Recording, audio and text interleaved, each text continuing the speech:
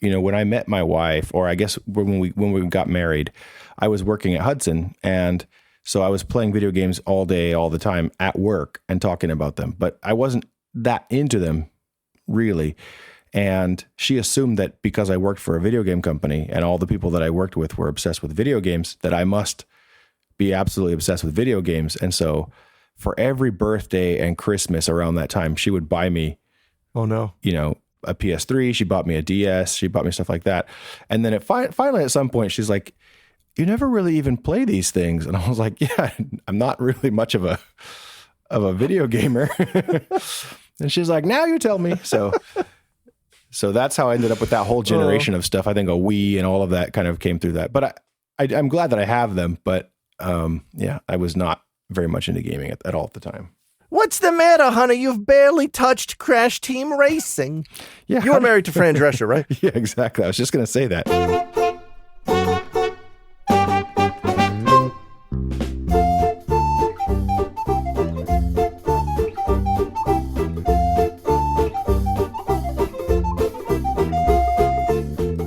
Folks, welcome to the show. It's No More Whoppers. I'm your host, Alex Fraioli, filling in for Ray Barnholt, who is on paternity leave. And with me, again, filling in for Alex Fraioli, it's Adam Passion. It's me. Hi. I'm back again. Yes. Remember the time you were on before when we recorded at the bar? I remember that. I remember it for two reasons. I remember it because I feel like when there was some comment much later when Ray did come back, and I felt like he was very, very not on board with our recording. Oh no. And then also I remember that we were both, maybe this is just my brain going into its cycles that it goes into, but I was trying to figure out what he didn't like about it, if he didn't like it. And I was like, yeah, we were just kind of rambling and meandering around with no topic whatsoever. And I think you were still drinking at the time, and I was definitely drinking with you. Yeah. So I used to do very, very long time ago, I did a podcast with a local guy in Nagoya, which is awful and no one should look for it. But we would do it very drunk. Like we would either start drinking early or at the very least start drinking during the show. And by the end, it was just an incomprehensible mess. And when I started doing the show with Ray, him being remote was a great way to avoid that because, it's not feasible for me to start drinking. Like I was a nocturnal drunk. I was not going to start drinking at 2 p.m. or whatever. And then, when I had to do one locally again, it went just immediately right back to, all right, let's get fucked up. Yeah. And it was, I remember having fun, but never again. Yeah, I remember having fun, but yeah, that's what I came away with. I don't remember what we discussed at all. So we talked about, let's see, there's we looked up my Bacon Gyarados number, which is how close I am to Kevin Bacon and the Pokemon Gyarados. That's all I remember. Man, that's a new one we've got to come up with, the Bacon Gyarados. That's one fact more than I remember. So it must have been good alcohol at least. And now the bar, of course, is gone. The building is burnt to the ground. No, I think it's a karaoke room now. It's the bar from across the hall swooped in and made it their karaoke den. Okay. Which is kind of cool. I always thought about adding karaoke to the bar because the Wii U had a microphone peripheral and a karaoke service. And I was about to. And then one evening, some drunk people were singing and I wanted them to die. And I was like, okay, no, I'm not adding microphones to this ever. And then just from there on, it was no, never. Yeah, I think the idea in Japan of putting people doing karaoke in a private sealed room that is somewhat soundproof is a really, really brilliant way to keep the staff sane. Oh, yeah. And I can't imagine just those little tiny interactions when they have to come and bring you your drinks again. And people are so obnoxious in that few seconds. Yeah. So, but anyway, I'm back. The return of Adam. Adam no Ongaishi, the Ghibli classic.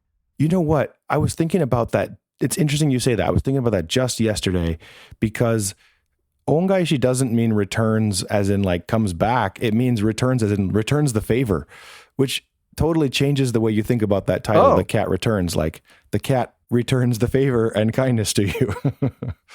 Yeah, the cat cleans my litter box. I don't know what it would mean exactly.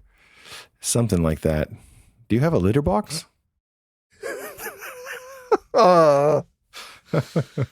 So I was last night wandering around in the section of Nagoya called Imaike, which you're familiar with, I'm sure.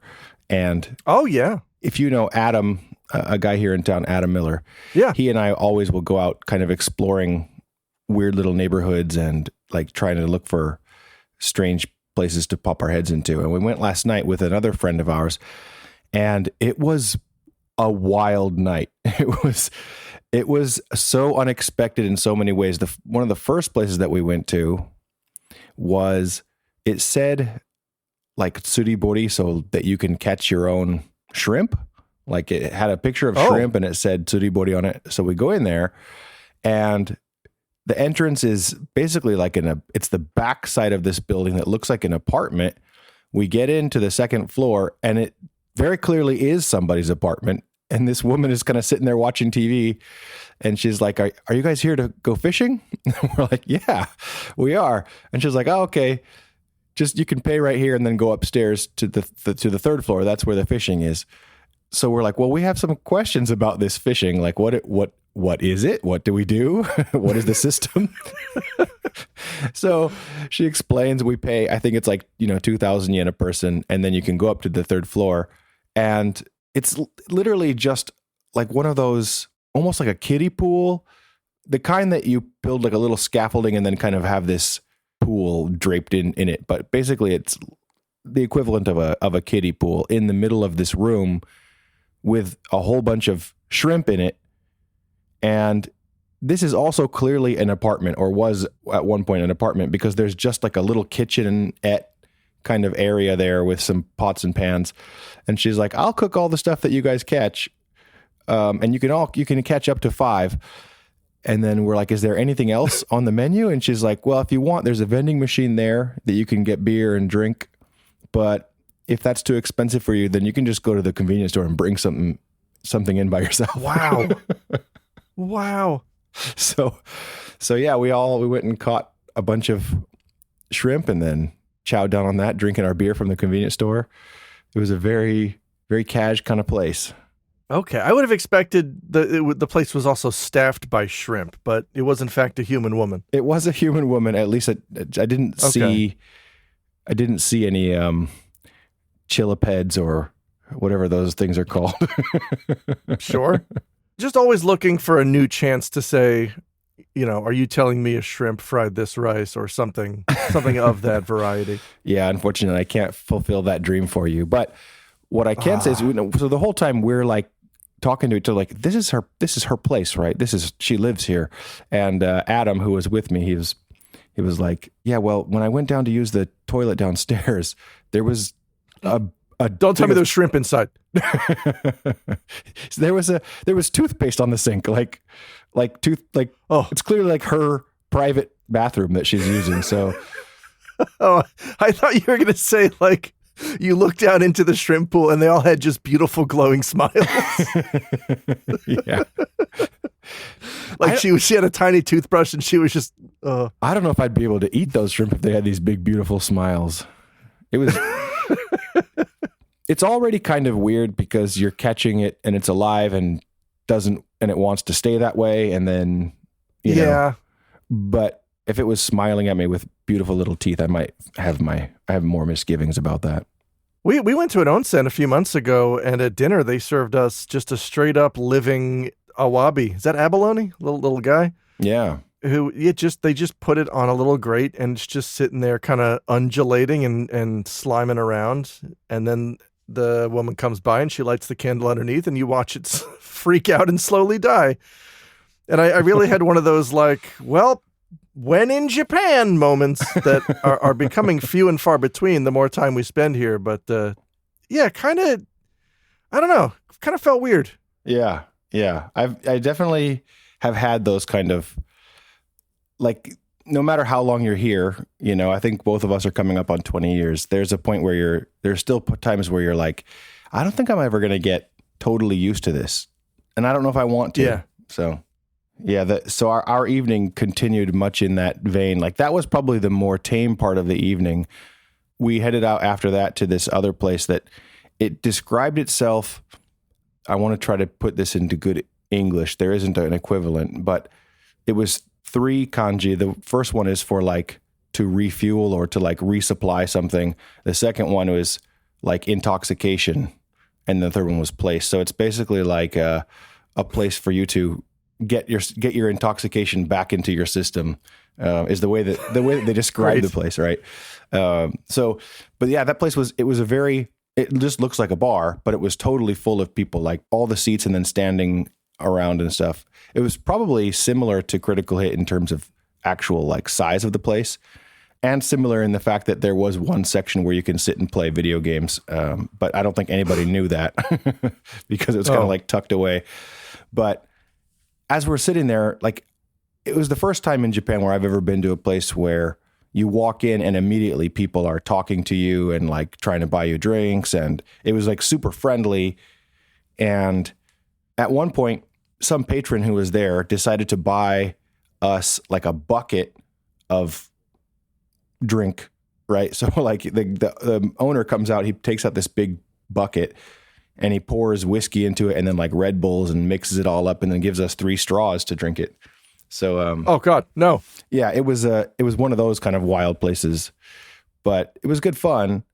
I haven't done that since I was, in my 30s probably, or I don't know. Oof. So even when I was younger, I wouldn't voluntarily drink anything out of a bucket, I don't think. Well, then you don't know how much better things taste from a bucket. No, I don't. I don't know if I would recommend drinking from a bucket. It was fun, but it wasn't any better tasting. In fact, it was pretty bad tasting. Yeah. But that could have been because he was using the sugar-free Red Bulls. So who knows? That could be why. I think he was worried about our blood sugar levels, but not at all our liver. He was worried about your blood sugar, but not your sex magic? Is that what you're telling me? Yeah, that's right. That's right. He's really into Red Hot Chili Peppers? Yeah. Okay. You knew it. You must have been there. I guess you know the place. Yeah, bucket bills. Yeah, that's right. Yeah, he did seem like the kind of guy who might be into Red Hot Chili Peppers, to be honest, or just like one of those, those guys that you sometimes come across in Japan who are a fan of America in general. Like yeah, yes, it might have been that kind of a thing. I don't know. There are people like that who rub me the wrong way, and then there are people like that where it's just like, hey man, that's your thing. That's your identity. You love America. It's always funny though when you meet a Japanese person who knows some obscure facts about America, and this happened last election cycle. And I think it was just because they saw something on the news that day or something. But I was talking to a guy at Critical Hit, a Japanese guy who did not speak much English, but he was doing the "Where are you from?" And I said Pennsylvania, and he goes, "Oh, swing state." I'm like, yeah, sure. Just not a term that I think a lot of Japanese people are familiar with. Can you imagine doing that in the opposite situation? Like some Japanese guy comes to America and, where are you from? Yamaguchi. Oh yeah, they have a strong LDP following there. Yeah. It would catch them so off guard. What's swing prefecture? Well, I mean, yeah, obviously they don't have that because most people don't have a completely screwed up and idiotic system like we do, right? Nobody has the electoral college and idiot things like that. So yeah, that's true. Are you getting tariffed? Are you getting tariffed up the ass on this podcast? No, I was supposed to send a bunch of games to Ray, but I'm holding off on that. I'm just gonna take them with me to America in November and then mail them domestically instead of having to fuck with any of this. Yeah, it's not worth the headache. Yeah, I mean, as long as they don't open your bag and see you're importing games, they probably don't care. Who knows? Yeah. Super Bomberman, huh? Yeah, sorry, sir. Yeah. Explosive person, as I think it was translated in my my Google Translator. I did a game where I was trying to translate I put my translator from Chinese to English instead of Japanese to English, and then I ran the Japanese games through that. Yeah. So, yeah. I think Bomberman came through as explosive person. Oh, I love it.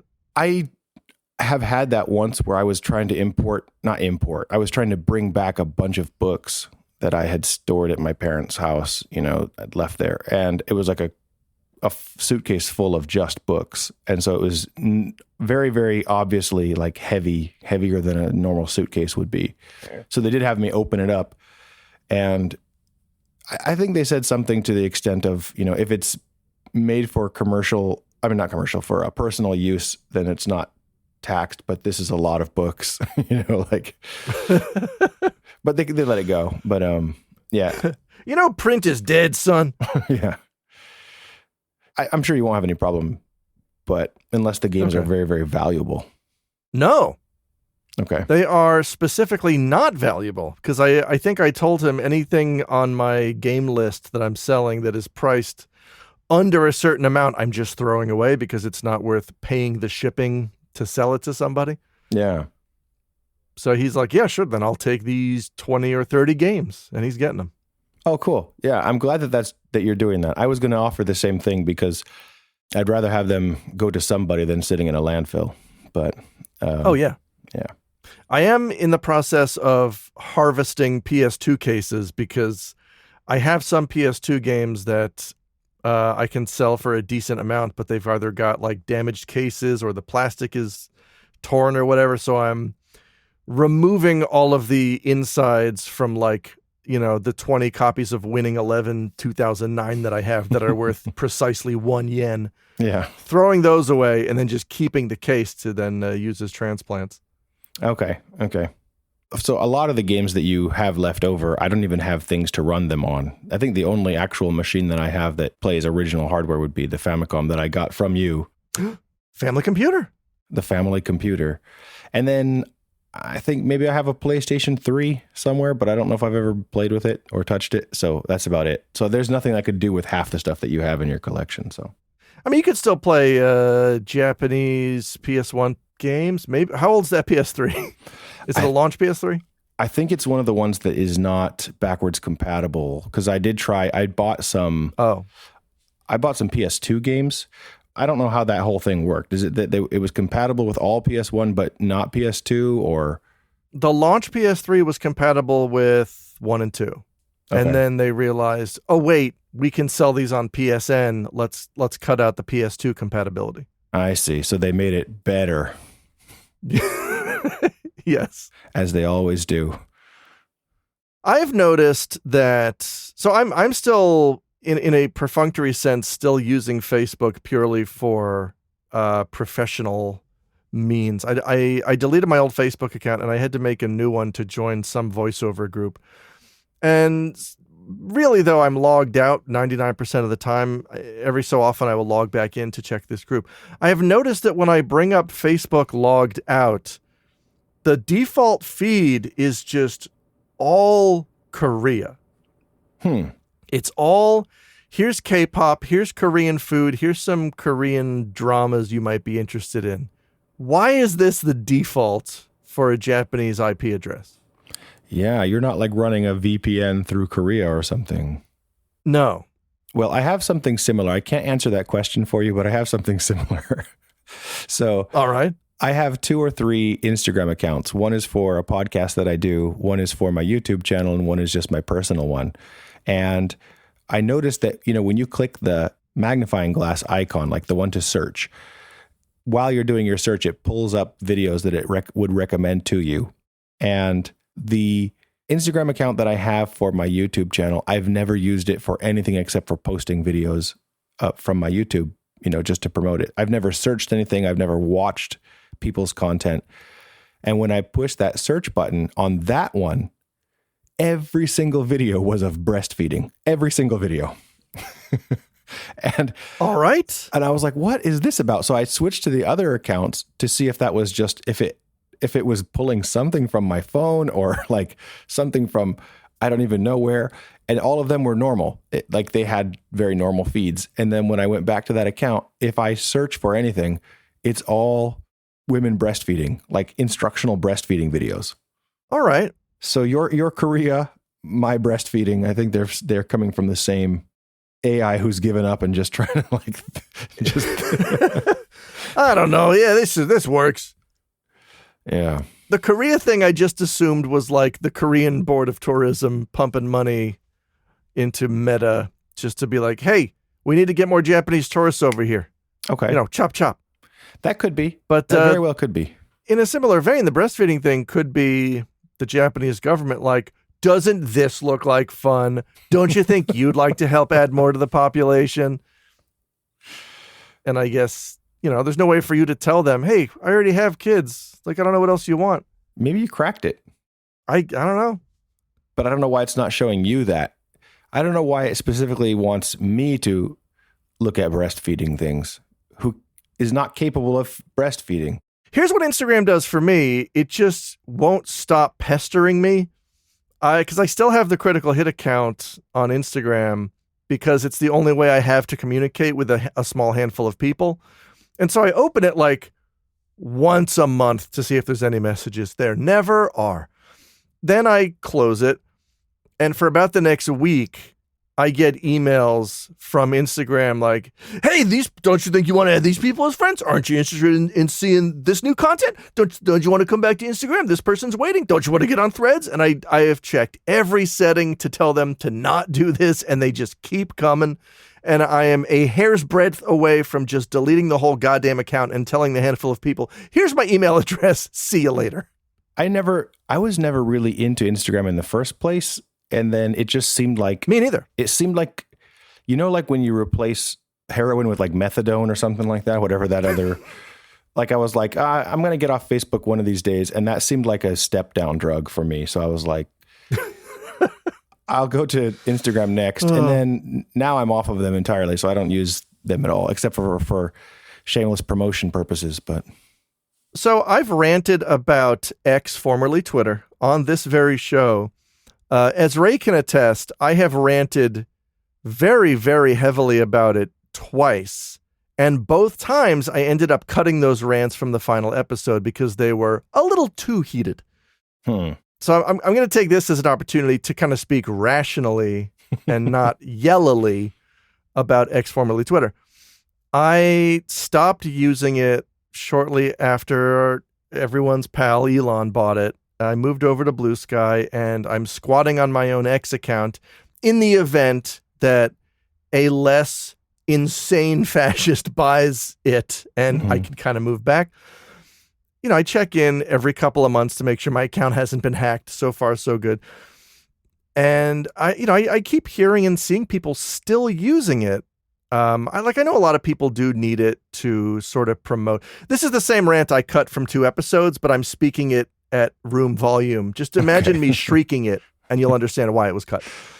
I know a lot of people, a lot of talented people who still use it to promote their art or promote their cause or whatever.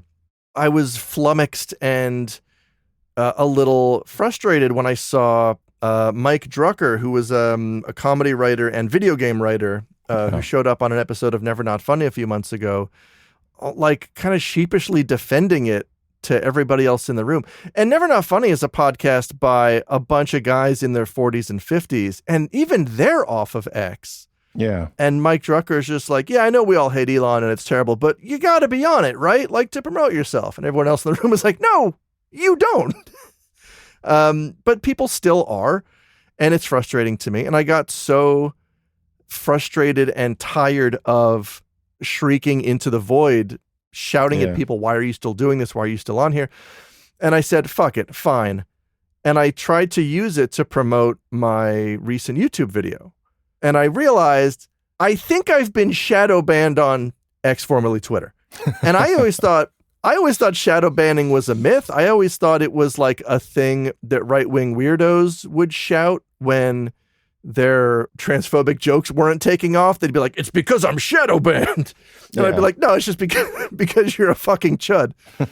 But like, I tweeted out my new video and I let it sit for about 2 weeks, and it got absolutely 0 likes or retweets. And I'm like, that's not, like, I should get something. Yeah. And it got one of each from the critical hit Twitter. And I realized, is this because I blocked Elon? It's either because I blocked Elon or because I have a Blue Sky link in my bio. One or both of those set something off and is preventing anybody from seeing the post. Elon is so thin-skinned that it wouldn't surprise me at all if he was A, banning anybody who blocks him, and B, anybody who's promoting a different platform. Like, those both seem totally within keeping of him. Like, everything else, when people talk about the shadow banning and all of that, I'm of the same mind as you. It doesn't seem real. It seems very much like something that people just don't understand how these systems and platforms work. But in the case of X, I will make an exception and say that very well could be a thing, because I can imagine him doing that. I will say I was a part of a Reddit community for like small time YouTubers. And I would say 90% of the posts on there were people saying, I've been shadow banned, or the algorithm hates me, or, and it was like people who had signed, it was people who had created a YouTube account within the last 6 months, and they couldn't understand why they weren't getting 10,000 views on their video, that was like a faceless channel of somebody playing through one of the most popular video games ever, right? And they couldn't figure out how they weren't getting bumped to the top of the algorithm. And everybody just uses that word algorithm as if it's like this almighty thing, when they don't realize, like, the whole point of an algorithm is it's essentially an if-then clause. That's all it is. So if your algorithm is not performing, that means you are not doing the if to get the then, So it's not like it's some intentionally obtuse thing that is going to choose haphazardly who gets to be in the top and who doesn't, It's why more and more I keep getting incensed at all of the clickbait / algorithm bait / attention hacking video titles like the best blah, blah, blah you've never seen. I don't know if I mentioned this on a show before, but like I almost threw my fucking computer out the window because I went to lunch. There's a cafe near our apartment. There's like a retro cafe. I love it. But the only music they play, this is not an exaggeration, they only play Tatsuro Yamashita songs. And that's really cool the first couple times you're there. And then, like, I think we've all been to a Japanese cafe that only plays Beatles music, and you're like, it's really cute for 10 minutes. Yeah. And then you kind of get bugged by it. This place plays Tatsuro Yamashita nonstop every day. And I've been there, about a dozen times so far, and it's nothing but him. And I came home after having lunch there one day, and I understand this is not really a fair comparison because I live in Japan, but like I loaded up YouTube, and the first video the algorithm spat at me was Tatsuro Yamashita, the greatest musician you've never heard of. And I wanted to launch my computer out of the goddamn window. Like, what do you mean never heard of? I hear him every goddamn day. Yeah. And just the audacity of titling your video on the assumption that you are privy to secret knowledge and you're willing to share it with me, the viewer. Yeah. It must make me feel so special. And I hate that fucking attitude of like, no. Let me teach you at this shit you've never heard of, idiot. Yeah, exactly. Well, I think that is a very similar, it comes from the similar kind of impulse of the people who are trying to like cancel really, really old stuff that is not relevant anymore. They're like, this song is so problematic. And it's like something from yes. the 70s. And it's like, who gives a shit? Like that's not, we're not talking about that artist anymore. And it's so weird and Orwellian to like try to judge some artist from 30 years ago based on today's standards.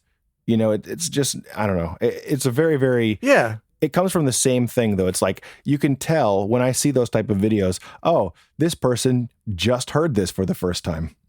Or, you know. Oh yeah, that's Ray's big gripe with a lot of younger YouTubers who will post stuff as lost media when it turns out, no, you just heard it today for the first time and and you think that you're the first person to discover it. It's not lost. It's just a thing. Like, not everything from before you were born is lost media, I think is the primary complaint. Well, there is something like that, and this might actually lead me into something I wanted to talk to you about, a weird theory that I have, which is not the Chevy Nova. Oh, yeah, I want to talk. Let's earmark that one too. So my younger brother, he's 8 years younger than me, which means he's not of exactly the same generation, especially when it comes to like video game stuff. So my twin brother and I, we were very much of that Nintendo NES, Famicom generation, and I bought one of those Nintendo Classic Minis and had it sent to my brother's address in America. Everybody involved in this transaction had completely forgotten that any of it happened. My brother didn't remember that it had been delivered to his house. I forgot that I ever bought it. I'm sure the seller has never considered it again. And I don't even remember when it happened, when I bought it, but when I was visiting him recently, I found it. It was sitting there in his garage, and I said, "Oh, is this the one I bought?" And he's like, "I don't know." But it had still in the package, my name was on the package. So I was like, yeah, this is my Famicom Classic Mini, or my Nintendo Classic Mini. So we got it out, and my two brothers, my youngest brother and my twin brother and I, were all playing Mario 3. So of course, my twin brother and I, we're going to show this young buck, all the ropes, and we're showing him, how to get both warp whistles on the first world and all that kind of stuff. And we get to the stage where, it's the boats in the like lava river or whatever that is, in World 8. Oh, yeah. And so I show him that you can swim underneath the boats. And he's amazed by this because he's one of those people where he called me once, "Did you know that you can continue in Mario by holding the A button?" He was one of those guys. And I don't blame him because he's a different generation, or a slightly different generation. So I showed him that you could swim under that, and he's shocked. He's like, "How does Mario hold his breath for that long?" And this is where my weird theory that I want to pose to you is, the thing that I said to him is, yeah, in the first Mario game, there's whole levels where he's underwater the entire time and he never takes a breath. He's just there. It's fine. Also in 3. In 3 as well, yeah. And it occurred to me that in all of the 2D Marios, even the more recent additions to the series, he doesn't need to take a breath. But in all of them, to my knowledge, that are in 3D, he does have to take a breath. Yes. And I think in the two-dimensional Mushroom Kingdom, or maybe in two-dimensional physics in general, you don't even have lungs. There's no concept of an inside Mario and an outside of Mario. There's just Mario and what's around him. Sure. And so it doesn't matter if he's in air or if he's in water. That just changes his physics slightly, but it doesn't actually matter at all in terms of him being able to breathe or not. What do you think about that? Are there any counter arguments to Mario needing a breath when he's in 3D, when he actually has lungs and an inside to him, presumably, and in 2D he doesn't? I've always believed that if you are in 3D, only through 3D can we receive a soul. And if you are a 2D creation, you're basically a puppet. But once you add that Z-axis, you have sort of entered the plane of existence, so to speak. And I think that, look, what Sonic was doing on the Genesis, I think that was performative. I don't think he was actually dying. Mm-hmm. I think he was playing it up, for the game, for the experience. I think that, yeah, if you're 2D, you don't need to breathe. You don't need a lot of things. I've never seen 2D Mario go to the bathroom, for example. I think there's just things that you don't have to concern yourself with. Interesting. Yeah, I mean, that would be a lot more comforting to know that when, like, Sonic takes that last air bubble and watches Tails drown in front of his eyes, that's just performative and it's not. Oh, yeah. He's not actually that cold-hearted. Yeah, think about it. Like, are we to believe that Sonic and Tails have the exact same lung capacity? How likely is that? How likely is it that a fox and a hedgehog can hold their breath for exactly the same amount of time until they die? It's not likely. I've run the tests. Okay, yeah. Well, show me that data. Yeah. It was seized. Okay. Yeah. So this is a theory that I've had for a while, though, that I have this. I had never considered the presence or absence of a soul in my calculations. I just sort of figured that they don't need to breathe when they're in 2D. But I did assume that they had a soul at least. I mean, there is like a heaven, or maybe that's not heaven, you know, when you go up and get the coins at the top of the beanstalk. But it's an elaborate set. I see. And there's a cloud that looks like Grandpa Simpson, or so I thought when I was a kid. I don't know which cloud you're talking about. Oh, you'll know it next time. Yeah. Well, so all of that to bring our conversation back. Yes, my brother was very much one of those people where he assumed that because it was the first time he had heard these, that it must be the first time that anybody knew these things about Mario. But at least in his case, there was humility about it. It was like, hey, did you know this? It wasn't like, let me tell you what you never knew about Mario, you know? So yeah. I wonder where that impulse comes from, like to be the guy who wants to explain everything to everybody and, that's, you know, make them feel. It's a nerd impulse as old as time. Like, you have to be the smartest nerd in the room. You have to be the one with secret knowledge, because that's where the status comes from. And turning it into a YouTube thing is a natural progression as well, because you're promising the viewer, I can impart this secret knowledge to you. Have you ever heard of the Konami code? All true gamers know it. It's the no true the no true Scotsman fallacy, but for the Konami code. It's just one of those things that you're expected to know or do. I see. So it's just gatekeeping essentially. Yeah. Yeah, pretty much. That makes sense. And I think there is to an extent that nerdery or geekdom or whatever is kind of performative, or I don't even want to say performative, but it's something where it can be challenged and it can be revoked and it can be earned. So like, have you ever heard there was a study where these people gave men a lesson on how to braid hair, and they told you like, this is how you can braid your daughter's hair. And when they were done, then they asked for their feelings about it and if it was a useful skill and things like that. And all of the men were, I mean, not all, but a majority of them said that it was a waste of their time and they didn't like it. And then they did the exact same. All of the procedures were exactly the same, but they said, we're going to teach you how to braid a rope, which is much more masculine. And they had wildly more success in terms of like the review, the people felt like it was worth their time. And so the takeaway from that is that masculinity, especially compared to femininity, is something that's constantly being challenged by other people. And you have to make it look like you're being more manly than the other person because, they might challenge that. And I think nerdery is very much in that same vein where like you have to prove that you're a top nerd. Oh, absolutely. Yeah. Oh God, I hate it. I hate it so much. Well, you must have had the worst of it at Critical Hit. Like, because they're insufferable in their nerdery, but they were also like drunk, which gives them a little bit more courage to be. Yeah. To be loudly wrong. Yeah. Yeah. I had a guy, who insisted that Final Fantasy Crystal Chronicles Echoes of Time never came out on the Wii. He's like, what games do you have for Wii? And I go, well, I have this, and this, and Final Fantasy Crystal Chronicles Echoes of Time. And he goes, no, you don't. That never came out on the Wii. And I go, yeah, it did. I'm literally holding it in this booklet right now. He's like, no, it didn't. It came out on this and that, and maybe in Japan it did, but no, it's the North American. And I showed him it was the North American copy. He's like, looks like a fake to me.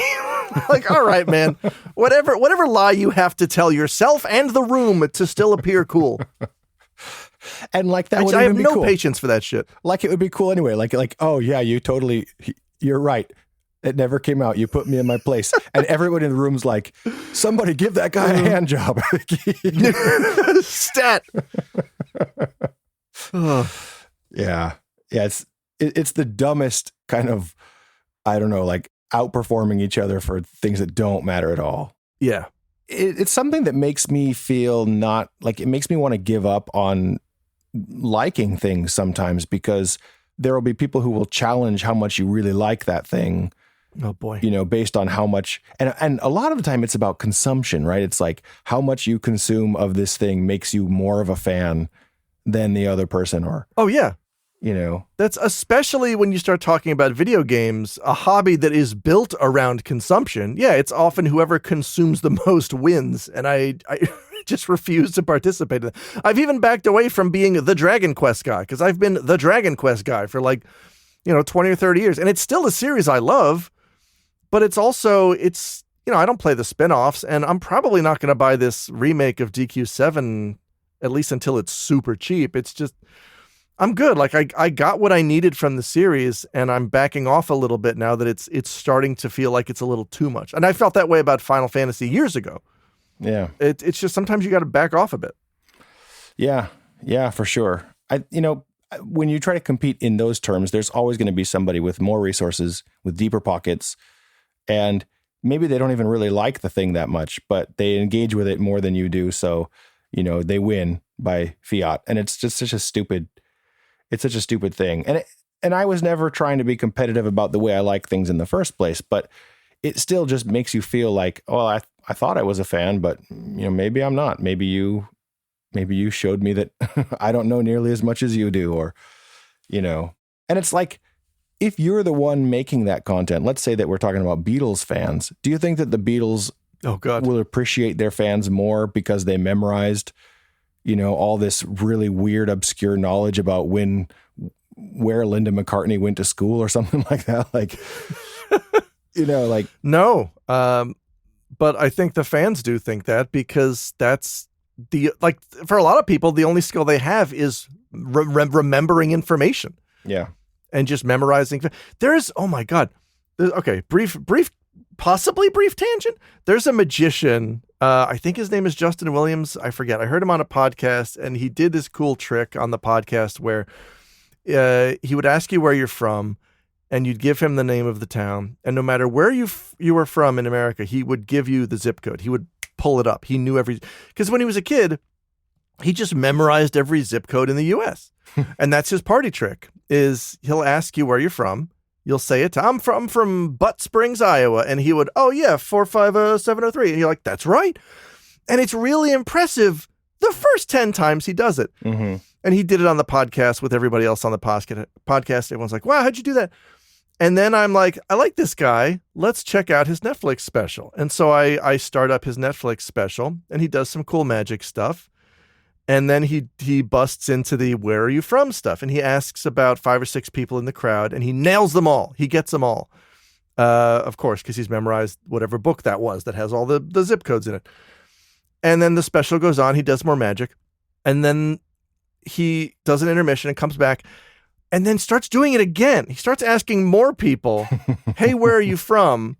And they're telling him, and he's giving them the zip codes. At that point, I'm thinking like, all right, we get it. It's a very cool party trick. You memorized all this information.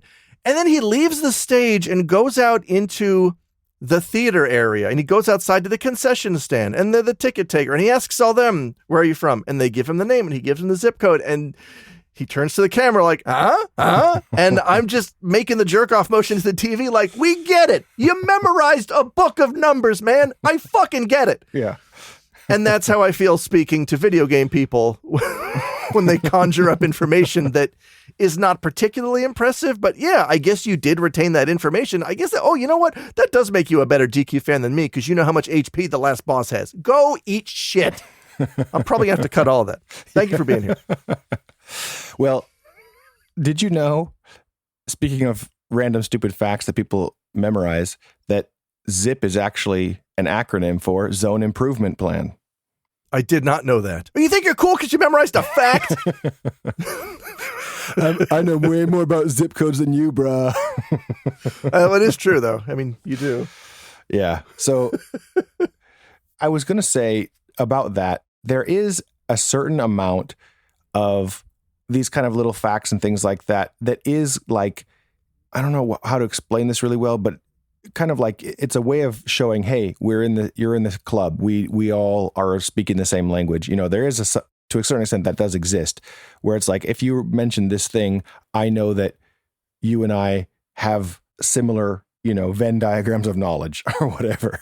Yeah. And so then that just that's kind of a cool thing. But like I think it's when they kind of like harp on that and they just stay on that one note and kind of push it that it becomes annoying. But the reason I say that is because what I really like about your show is if I were listening to a show just about video games where two guys sit and literally talk about video games every week for an hour, it would get really boring to me. Like, because I've heard all these conversations about video games. And what I like about No More Whoppers is that it's a show where you talk about all kinds of stuff that doesn't have anything to do with video games. And then every once in a while, you'll throw out a reference to like the FM Towns Marty. and it's like, it's just this assumed thing. Like, oh, we both know that. Everybody who's listening knows what that weird, obscure piece of technology is. And so that's the kind of thing where I think it's totally cool. Like it gets us all in on the same joke, basically. Yeah, it's not the point of the conversation, but it is fun. It is fun. Sure, here's a reference to Virtua Hamster or whatever. Yeah. Just because it seemed appropriate at the time. Right. It's why I find it difficult to listen to a lot of video game podcasts, because what is there to say really about as I get older, I'm slipping more and more into, I don't even want to say slipping, I feel like it's been very evident for years, but more of like a subjective mindset when it comes to assessing and playing and enjoying video games, where like I don't care about anybody else's opinion about video games, and to another extension, art in general, movies, TV, music, except my own. When I was a kid, I used to read a lot of video game reviews, and it kind of informed the way that I thought about art and approached art and processed things like music and TV and movies. And now I'm at a place where like I've established enough of an arsenal to describe my feelings, and I don't need to read another person's feelings about these things anymore. Yeah. Unless they are a personality that I really find interesting. And there are a few of those left, but by and large, I don't want to listen to people talk about video games, new or old. I do want to hear people have interesting personal experiences about video games. I feel like that's the last interesting thing we can say about video games is here's how they connect to a story from my past. Yeah. I'd love to write like a thing you might listen to on NPR, except it's about Dino Ricky on the NES and not, my only connection growing up with my uncle was he taught me to play the banjo and then he died. I don't have that. I do have, one time I rented Dino Ricky with my sister and we almost killed each other. I do have that. Like that's a human interest story that I can get behind. Yeah. I mean, that's something that I've been like, there are people in my life, and I'm sure this is true for you as well. When you think of them, you think of a very particular game, or vice versa. Like when I think of this game, I think of playing it with this person. I remember playing the Die Hard trilogy on the Sega Saturn with a friend from junior high school, and in some cases, people that I've lost, people who have already passed away or are just far enough from me geographically where I could never contact them again. Those people, I still have this connection through a weird, video game. And sometimes it's a shitty video game a lot of the time, Oh yeah. Yeah. For me, like Blast Core for the Nintendo 64, I'll never forget playing that with, my friend Luke after school in 7th grade, on his Nintendo 64. So there are like these little video game memories, and that, like how you engage with it and stuff like that is very interesting for me. I agree with you on that 100%. But yeah, I could not care less if somebody, talks about, and especially like we were saying, if they come out and say, this was a really problematic game and we shouldn't be playing it in 2025. And it's like, fuck you all the way, Yeah, I think it's fruitless to try to quote unquote cancel something that's not even in the public discourse anymore. It's like at that point you're just doing like art analysis. You're just like, you can talk about things from the past, but like don't try to inject some kind of self-righteous inflammatory thing. Yeah. But yeah, like if you have a personal connection to something from the past, like, did Luke, I heard Luke grew up and joined the actual Blast Corps, and good for him. He had that goal for years and he earned his Blast credential. I don't know. Yeah. But like my dad and I, we played a lot of Doom together. Like Doom was a game that we bonded over early on because he had it installed on his office laptop, which was like, this was not a powerhouse. This was a giant brick from, 1993 that the tech guy at work installed Doom on, and he took it home. And then we bought Doom on the 32X, and we both agreed it's not as good as the PC version, but we played through it anyway. And we bonded over how dumb it was that it had a border around it because the 32X just couldn't handle Doom. And now you can play it on a calculator. Yes. Oh, yeah. Now it's on my TI 89. Yeah.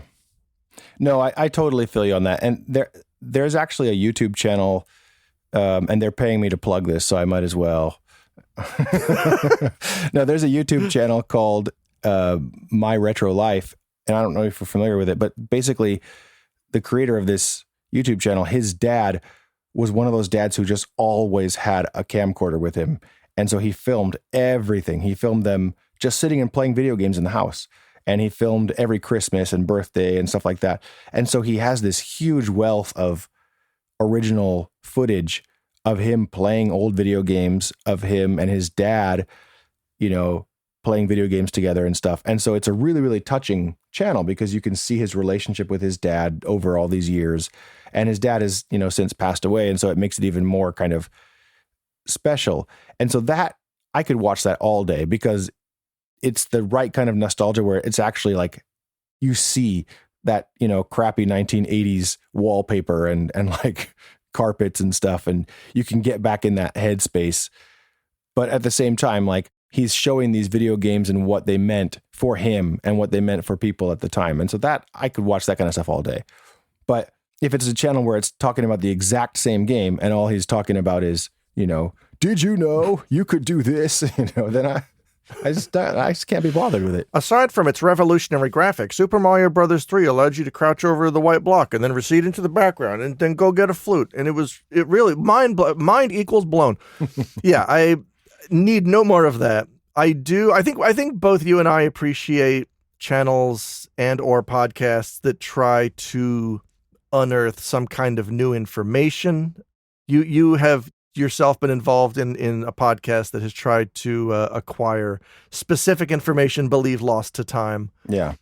Searching for Grog, by the way, which is also, speaking of Nerds in the Bar, that was a difficult show to sell to some people back when it was just season 1. Because season 1 was about you and your brothers trying to track down an arcade game with a caveman in it. And your brother's memory was that it starred a caveman named Grog, I believe. Yeah. And I love the show so much, I would try to explain it to other people in the bar, except gamers, am I right?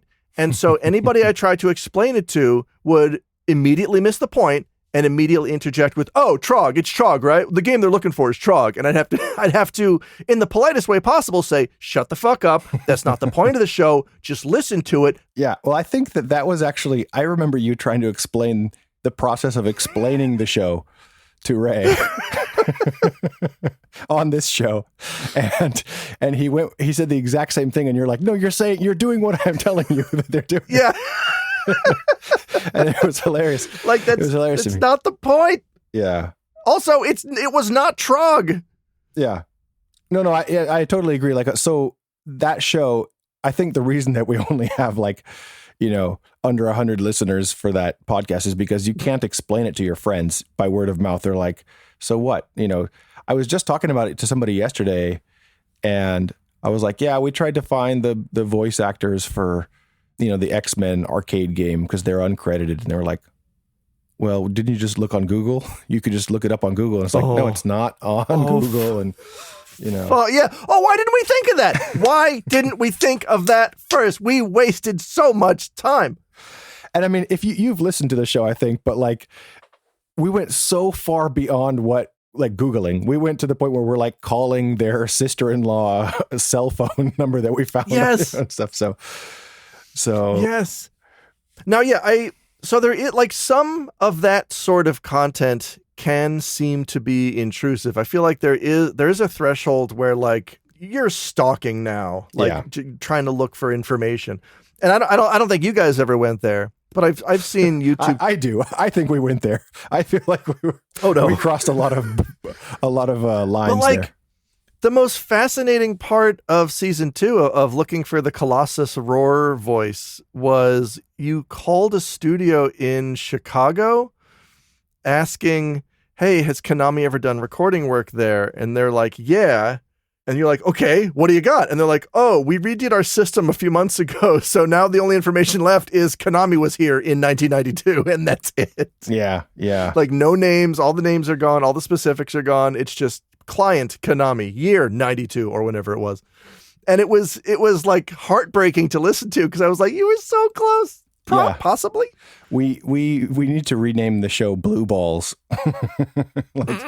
It's like a constant blue balls thing where you get so close to where you think you're like, okay, this is going to be it. And then, yeah, you don't ever get the payout. Isn't that the cop show that my mom loves? Oh, I don't want to spoil anything for season 3. If you want to tell people what season 3 is all about. Yeah. So the recent season is, we have lowered the stakes in terms of like trying to find it to be, because, we didn't pay out on season 2 or 1. So this one is much more attainable goal. But basically, yeah, I will just explain it in a nutshell. We found out that there were people who had edited the Wikipedia entry for the Power Glove. They had put themselves in as the creators of the Power Glove. These are people that we do not know, but we heard. Oh, I thought you did that. Okay, I completely misunderstood. I thought it was someone that you knew beforehand. No, so this came out in a discussion. My cousin is an educator. He works for a school, and he was talking about using AI in education and what the implications were and how everybody's panicked about AI. And somebody else said, yeah, well, I think this is very similar to how Wikipedia was when it came out. All the teachers were really, really worried about it, but now it's basically okay. It's a somewhat reliable source. And the other guy said, well, I wouldn't be so sure about that. My brother's friend from elementary school edited himself into the Wikipedia for the Power Glove. And because so many people reference that, and then other people reference those people, it's so self-referential now that you couldn't take it out even if you had firm evidence that he didn't do it. And so that's been our challenge, is let's get that firm evidence that these people clearly didn't do it and find out who really did do it. And so that's kind of the premise of season 3. I highly recommend it. It's been very interesting so far. Well, thank you. You got the person in question, I think, to call in at one point and be like, that's definitely me, and I definitely didn't invent the Power Glove. Yeah. And he's like, I was 4 when that was invented. And he's credited in some article as being the greatest mind at Mattel. At 4 years old. Yeah. Wait, maybe it was a big situation where he was inside the mind of an adult. Yeah, that's right. You got Zoltand, whatever. Yeah, he got Zoltand.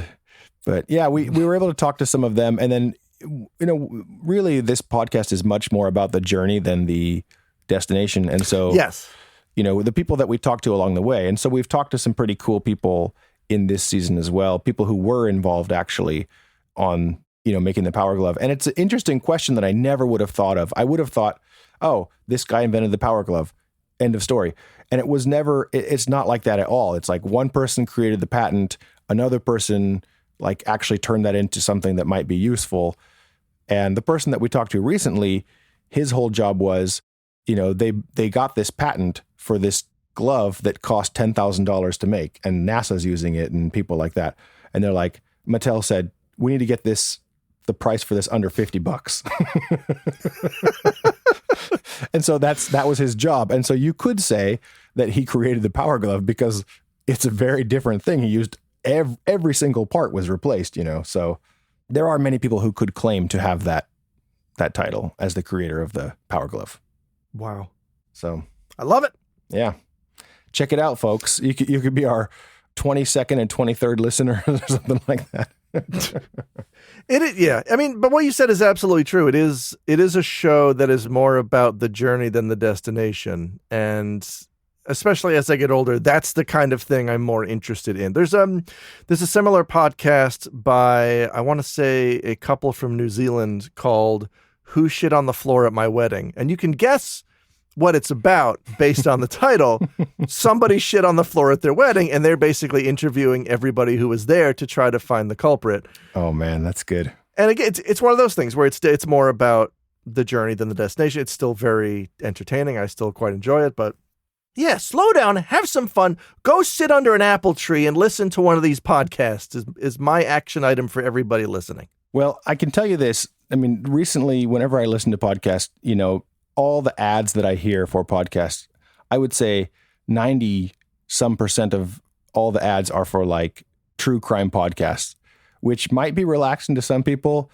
But for me, like just hearing about how the awfulness of people and stuff, like I'm listening to these commercials and they're like, this 11-year-old girl was stabbed to death. Who really did it? And I was like, I don't want to know about this. That doesn't make me feel relaxed. Yeah, I kind of burnt out on true crime stuff, thanks in part to Netflix documentaries when I realized, you took a Wikipedia article that's like 5 paragraphs and you somehow stretched it into 90 minutes. Yeah. Because I noticed this would happen. Every time I'd watch one of these documentaries, there would be unanswered questions until I went to the Wikipedia page and saw, oh no, they have answers. Oh no, this person probably did it. Oh, they just didn't mention that because it's not mysterious enough. Yeah, yeah. And then I kind of started to fall off of those. But yeah, podcasts as well. There's just a lot. There's a lot. So I'll tell you this, we will be the kind of podcast similar to what you just described in that we'll leave a lot of mysteries open, but that's because we just don't know. But our mysteries are not about who killed an 11-year-old kid. They're much more. Well, I mean, you're not done digging into the history of the Power Glove. That's true. Yeah. Well, I appreciate the plug. That I'll get you your money for that later on. I see a big sack behind you with a $sign on it. Yeah, exactly. A yen sign, excuse me. A Skrilla sign, yeah. All right, hang on. We have to take a break, but we will be right back with more of this motioning to Adam. All right. I should just leave it recording, right?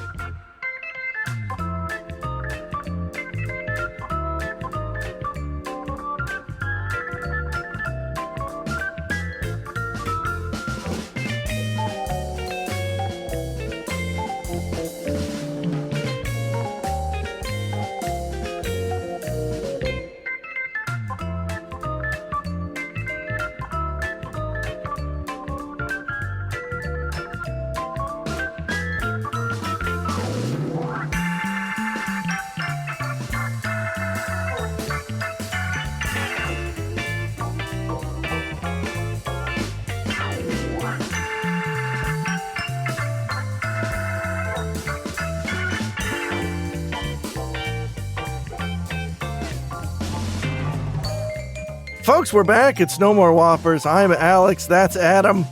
It is me. I know you from Adam. Are you drinking honey? Yeah, it's straight Canadian viscous honey. Wow. Just chugging it. Pretty good. Or pee from just a very dehydrated person. Yeah, it's actually Mugicha. So the Moog. It's the Moog. I do love Mugicha. Created by synthesizer enthusiast. Anyway, I've been getting into, I don't know how this happened, but there's like a whole synthesizer, give me a second here.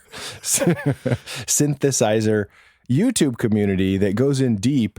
And I've been watching these videos, even though I don't know anything about synthesizers.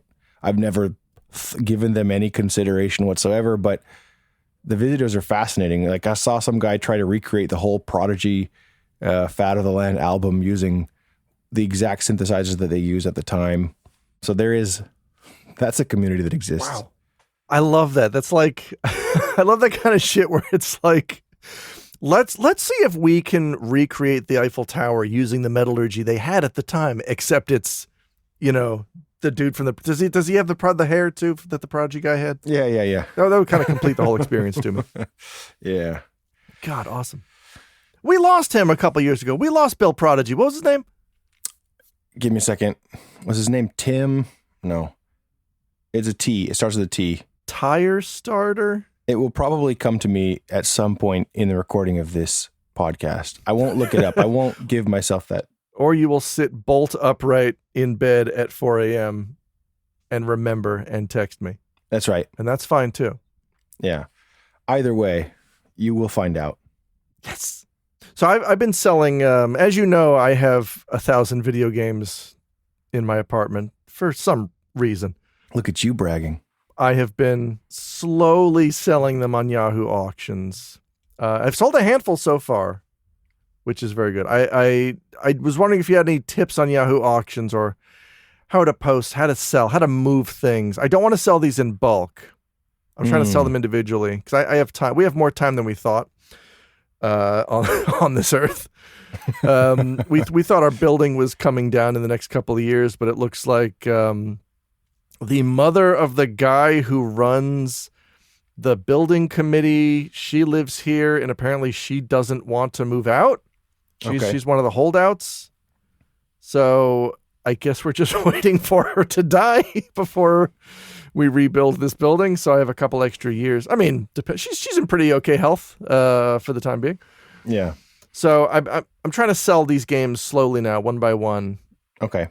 So far, so good. Have you ever sold stuff on Yahoo Auction? I have, but never video games. I sold, I would say probably over 10 years ago, maybe 15 years ago. I put out a record in America by a band that's very popular here in Japan. And so we wanted this to be a big American release and we wanted American people to buy it. And when I listed it on Yahoo Auctions and places like that, the people who tried to buy it were these Japanese, not exactly scalpers, but along the same lines. They were trying to buy every single copy. One person would click every single listing and try to buy them all.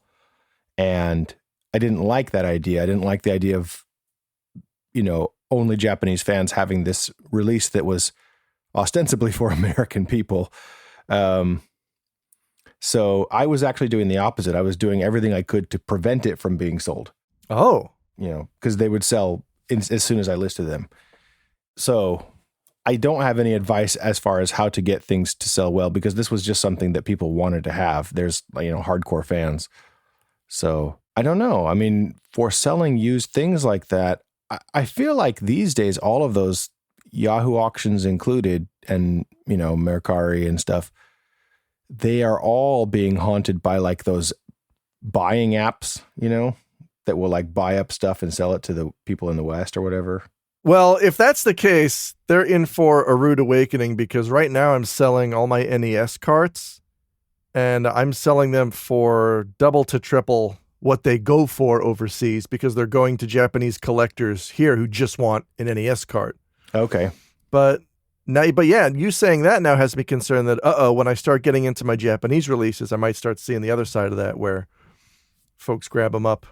But I've been starting the bids. I list the minimum amount that I'm willing to accept for it. So I'm okay if someone lowballs me on a copy of Shadow Hearts 2 or whatever. I don't really care.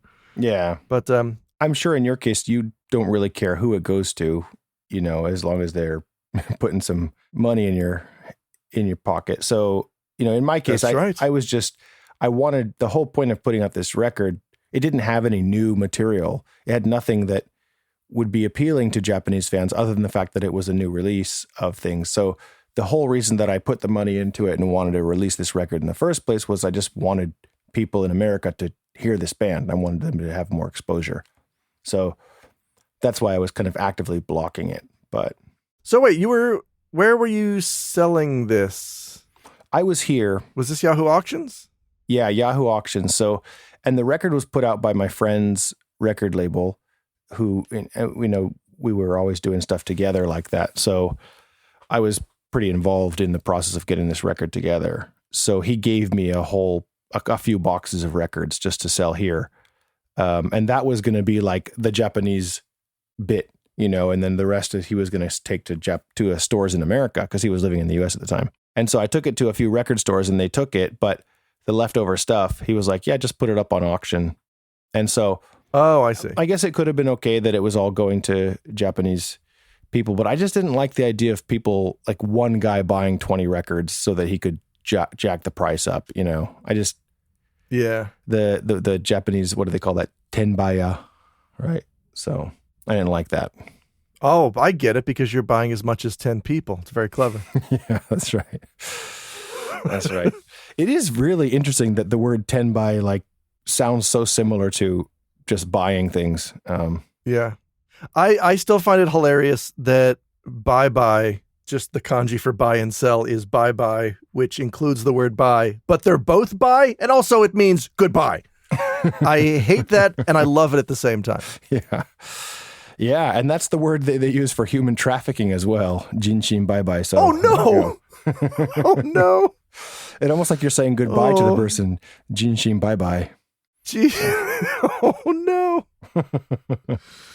Oh. Yeah, I have to use that word a lot in work because, somebody wants to make a contract with us to like sell a product of ours. So, we have to make these bye-bye keiyaku and stuff like that. So that's almost as bad as the guy I used to do a podcast with here said we should start a manzai where we're very clearly mentally slow and call ourselves show guys. I had a running joke with one of my friends who lived in Kasugai, which I think you went to university in Kasugai. And I did, yeah. I mean, kasu by itself means like shitty, right? So like, I'm like, oh, he's such a Kasugai. But that's something that doesn't really, I think the Japanese people don't really get it. I've been writing the story for a video game, probably a visual novel, and I had a title set, and I was trying to be clever about, so, Ray put out Blast Rush. Blast Rush has a Japanese name, which is Bakurash, which he put a lot of thought into, and I'm like, I like that. I want to do something similar. I wanted to title the game New Guy, because it's about an office worker's first day on the job. And I'm like, wait, there's got to be some kanji that I can put together for New Guy that kind of echoes the meaning of what the game is about, which I can't really talk about yet. But I looked up every kanji that can be read as new and guy, and I tried like every permutation, and they all sound just dumb enough that I don't want to use them. Yeah. And so I'm kind of at a loss now. I'm like, do I change the name entirely? I thought that would be a really cool thing, a really cool play on the language, but it might not work. New guy. Yeah, I mean, it is so close because like a new person is like the shinyu shine, right? Like, yeah. But you'd have to put if you don't put the shin, then it doesn't mean anything. It's just somebody who came in the company. Well, no, I don't need it to mean new guy. I want it to be kanji that has to deal with the deeper plot. Okay. I want it, like, it'll be marketed in English as just new guy with the kanji behind it. And if someone happens to know what those kanji are, so much the better. I see. Same thing in Japanese. Like, they'll know what the kanji mean, and they'll just assume new guy is, oh yeah, it's because he's a new guy at the company. There might be, if you're kind of clever with how the things are read. Yeah.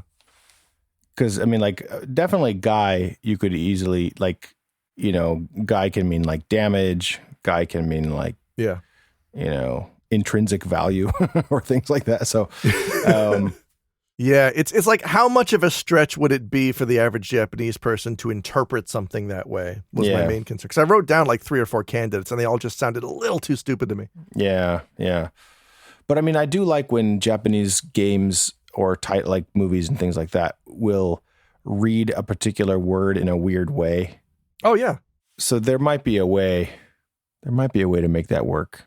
But I did also want to ask you, as someone who has worked in publishing and the creative arts, because you're also a comic artist / publisher. Yeah, I was. Every once in a while I will get the creative urge to draw something again, but I find that if I lay down for a while, it'll pass. Oh no. You gotta stay. You're like a shark. If you stop drawing, you'll die. Yeah. Because I was, every time I sit down to work on this game, like I'll sit down and I'll write some dialogue, or I'll write some of the story.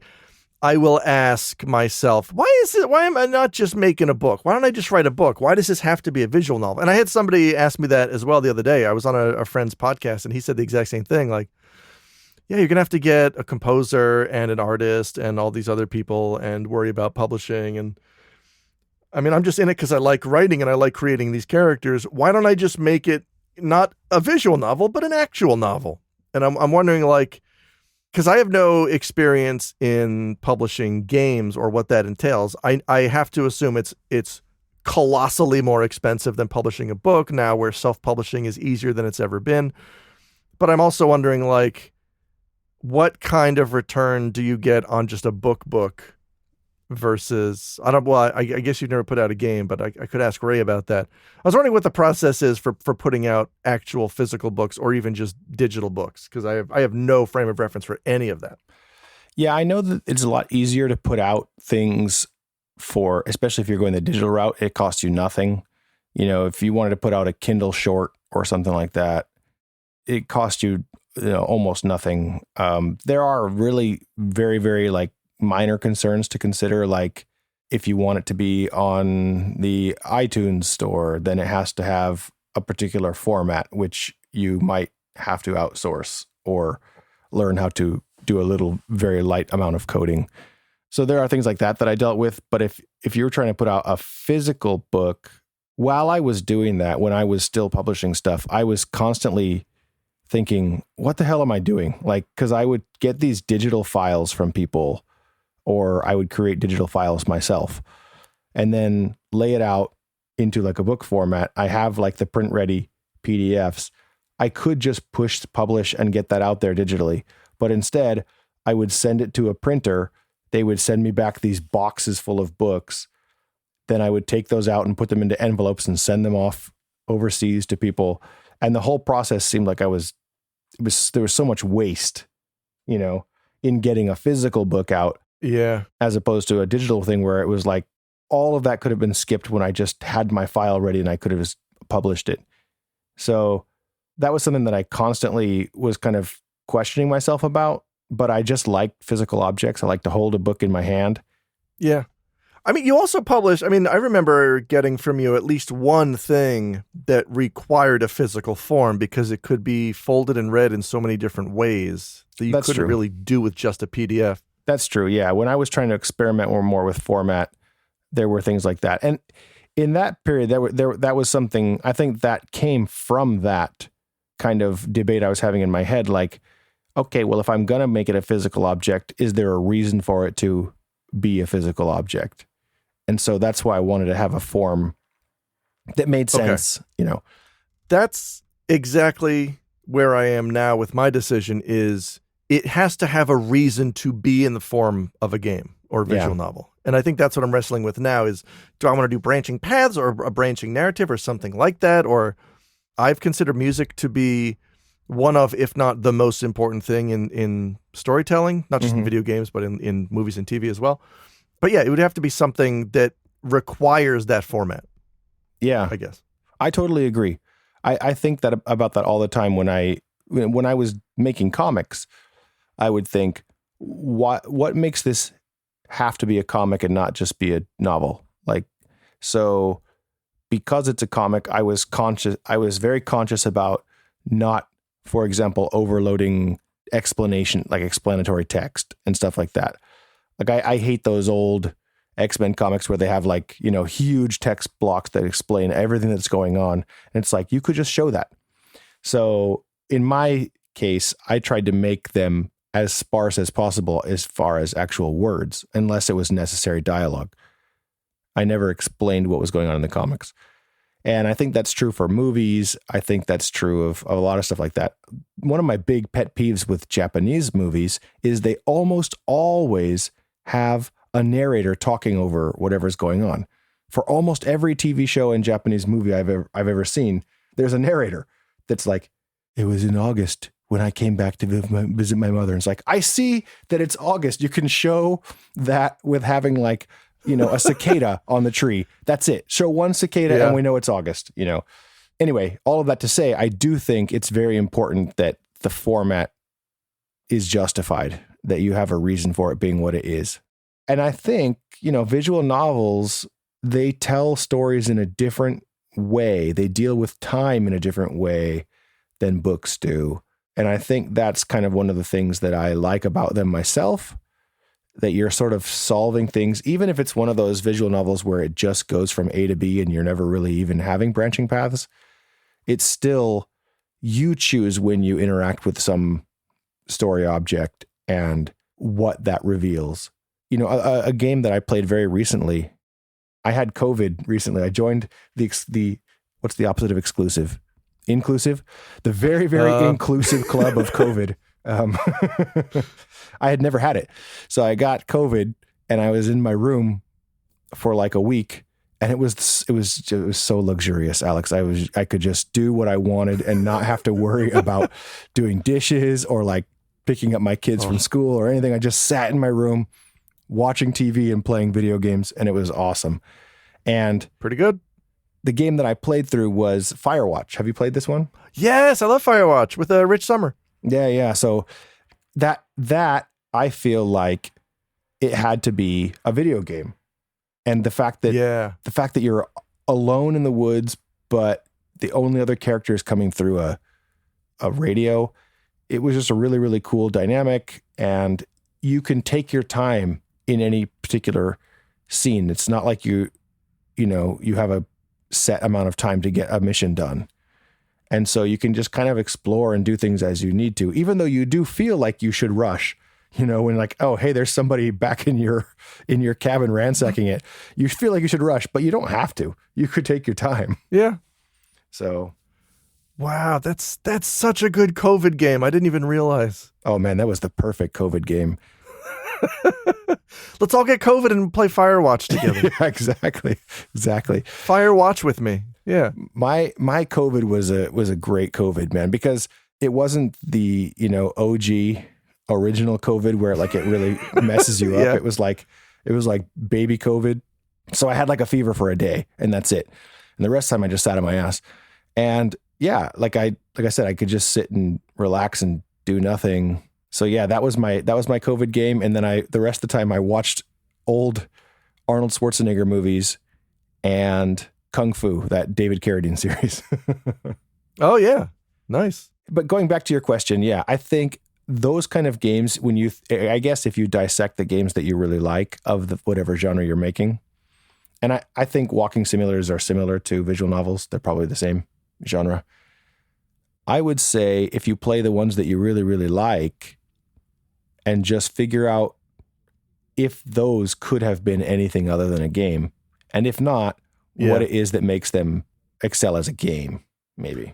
The more I think about it, the more I think I am going to need to sort of borrow bits and pieces and elements from different visual novels, because the visual novel dev scene skews heavily into romance. Like the vast majority of VNs are all just, who am I fucking and when am I fucking them? Those are the two main questions that you have to deal with as a visual novel player.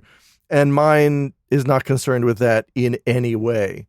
So it's been difficult to find resources that don't operate on the assumption that you're making a romance game. Yeah. There are a few. I found a couple that are like, here's some of the basics. Like, here's what you need to do design-wise. Here's some of the criteria for, mapping out a satisfying story and how events should flow from A to B to C. There was a guy who used to come to the bar named Rich, who's a local game dev guy, who recommended an app called Artisy Draft, which I immediately bought. And yeah, it's great. It's like Twine, but better. It allows you to account for all sorts of different character things and writing and connecting conversations and events into just a huge web. And that's been the best way to organize it.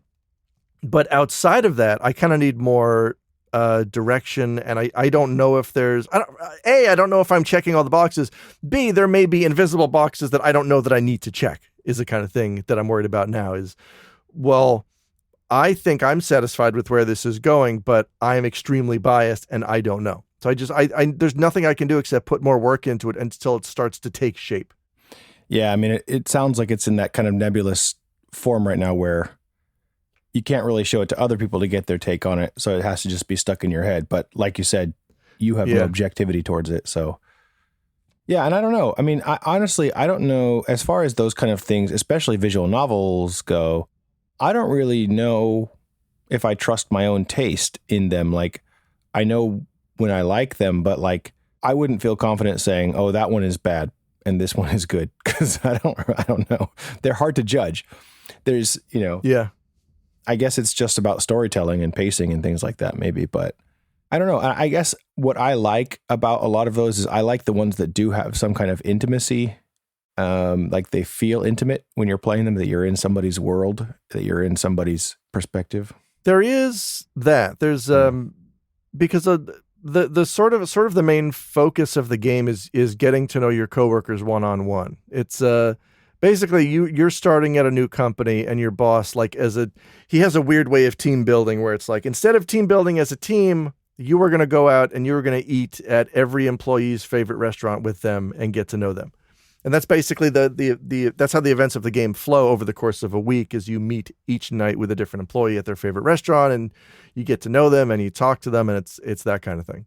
That's cool. That would be awesome if you I don't know, awesome is the word for it, or if I want to say a pain in the ass, but like if you threw in some of those like Tokimeki Memorial physics, or not physics, but like stats in there where like mechanics. Yeah, mechanics where, okay, I'm talking to this person, which is going to screw up my relationship with these people because they have a bad relationship, because I see that kind of stuff in my own office, like, this person doesn't like this person.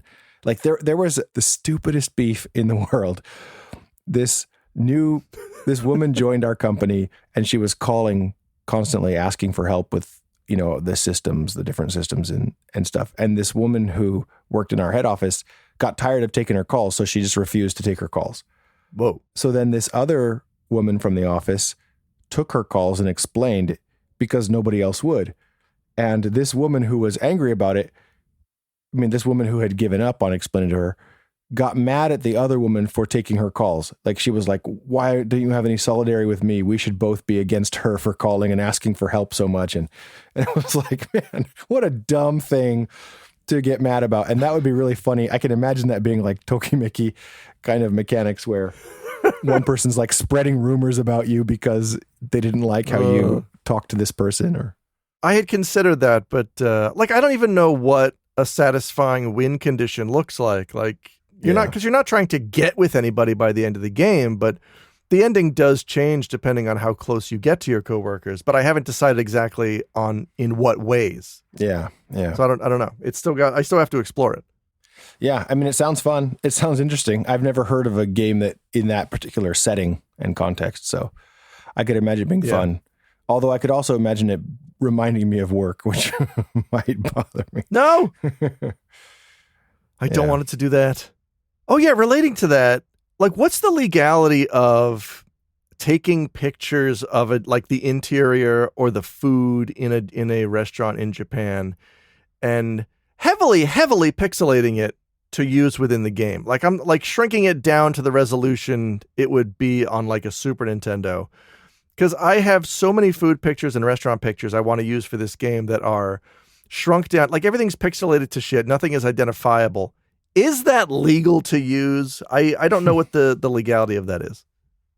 I would say yes, it's legal, because those are not assets that were created by somebody. It's not intellectual property. Yeah. So you're just using publicly available, or anybody could go and take that photo, and they are your photos. So I would say they're fine. But that's from my non-existent legal degree, would say that's fine. Because I know that Japan is kind of strict with using footage of public streets. Like, apparently you need to get a shooting permit if you want to use footage of a Japanese street, like even in a YouTube video, which I've certainly never done. I used a very brief shot of our street in a video, and I haven't received any angry letters from the city.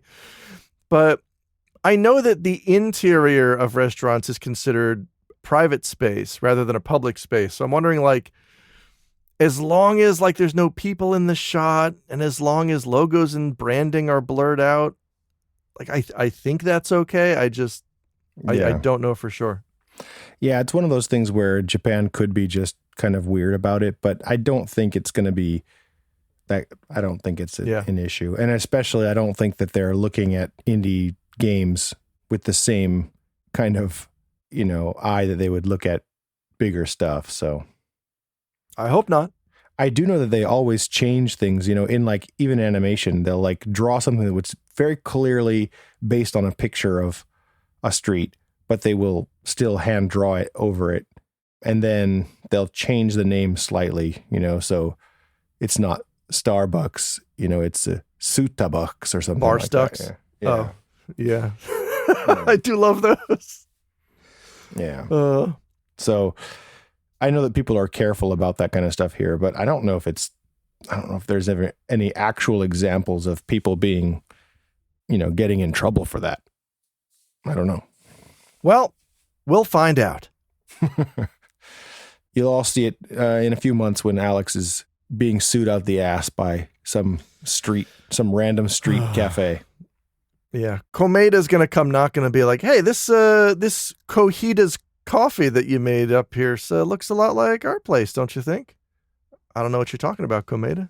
Yeah, totally original. This little boot-shaped drink is not at all from your place. Man, I have never seen a glass that is more begging me to shatter it while I'm washing it than one of those boots. It looks like the most shatterable. Like, I have a bad habit of shattering regular shaped glasses when I wash them. I think I would accidentally fuck up. Yeah. Well, who's drinking from a boot? Isn't there that song from The Far Side, Your Mama, where they talk about drinking whiskey out of a boot? And I was like, what a weird insult that is. Like, I'll take your word for it. It's a bunch of Your Mama jokes, and they are very, very, really weird and highly specific kind of insults like that. Yeah. Anyway, So I wanted to mention something about your show. I listened to it, most of the spin-off shows as well, and there's a couple things that you have recommended, or maybe you didn't even recommend them. You just mentioned them casually. Sure. One of them is like an actual game changer for me. Like, it popped my head open and I was like, you can do that. The other one was sort of the opposite for me. So let me tell you what those were. Okay. I'll start with the one that was the opposite, which is you mentioned putting Fami Chicky or whatever, that chicken inside of pancakes. Yeah. And I was like, okay, well, that never occurred to me, but I will try it. And I hated it so much. Like, oh no. So I got the kind that it was like the little pancakes smashed together, and there's two of them in there. And so, yes, I peeled apart one of them. It's got the butter and the margarine and syrup inside. I put my Fami Chicky inside, and it tasted 95% like a pancake and like 5% like chicken. And oh no. And I realized in that moment, I don't like pancakes. I think that was probably what I should have known before going into this. So yeah, it helps that I love those pancakes just by themselves. That's one of my go-to bread snacks. So that puts you and I totally opposite, because I threw away the other one. I ate the chicken one and I was like, I don't even want this other pancake, so I just threw it away. Oh. But the other thing that you recommended that I think was a game changer for me is you mentioned that you eat popcorn, movie theater popcorn, even when you aren't going to the movies. And this was not on my list of things that are like available options to me. I was like, oh, you eat movie theater popcorn when you go to the movie theater. Oh yeah. And it didn't ever occur to me that like most malls here have a movie theater.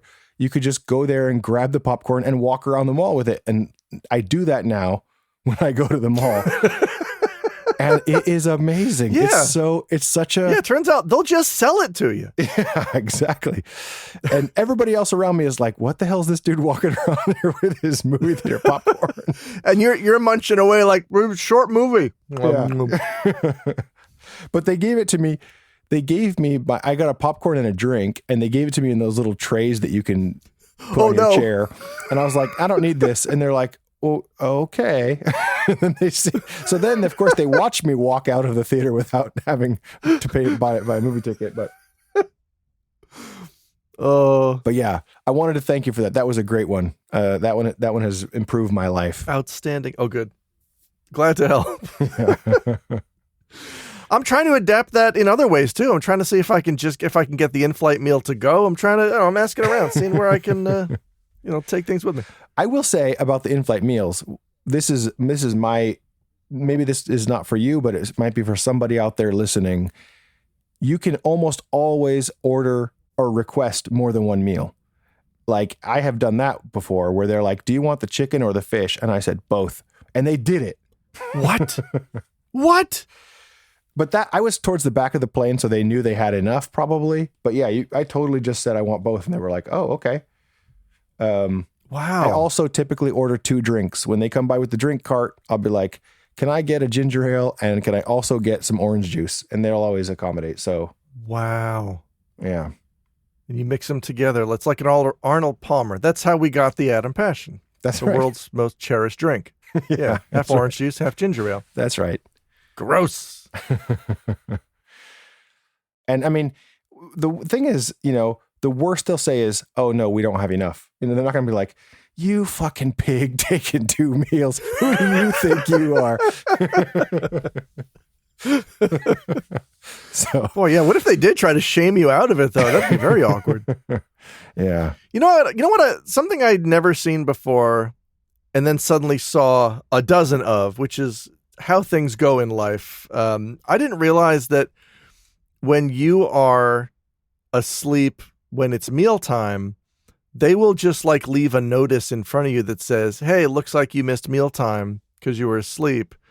Let us know if you'd like something and we'll see if we can get it to you before we land. And the first time I saw that, I was watching, I mentioned this on the podcast right after vacation, but I watched the Solitary Gourmet film on the plane. And it happens to the guy in the film. He's on a plane. He falls asleep. He wakes up to like multiple notices like, hey, you missed both meals. Please get in touch with us before we landed. Maybe we can hook you up. And of course he does. But the flight attendant's like, oh, sorry, we're about to land. And he's starving. And the poor guy. And I'm like, boy, did they just make that up for the film? I've never seen that before. I've never seen that notice that they put in front of you. And then like I finished the movie and it's mealtime and I notice a lot of people are asleep. And I noticed they put out the notices and they tape the notices to everybody's seat. I'm like, is this a new thing? I've never seen this. And suddenly I'm seeing a dozen around me. Yeah, it might be a new thing. It might, because I didn't notice it before, but I have noticed it recently. So it might be new, but I love it because I used to get so furious when I would wake up and have no meal. So. Oh God. Yeah. Yeah. I mean, I don't really sleep on flights anyway. Like I try to, but I'm always just, I can't ever quite doze off. I'm always I'm always hungry or I'm always watching something or both. Yeah. Which is that's the state of being on an airplane. Yeah. It got harder since I quit drinking because my strategy in my booze life was just get on the plane, drink 6 to 10 glasses of white wine, and then boom, we're out for the rest of the flight. I like how you do it in style.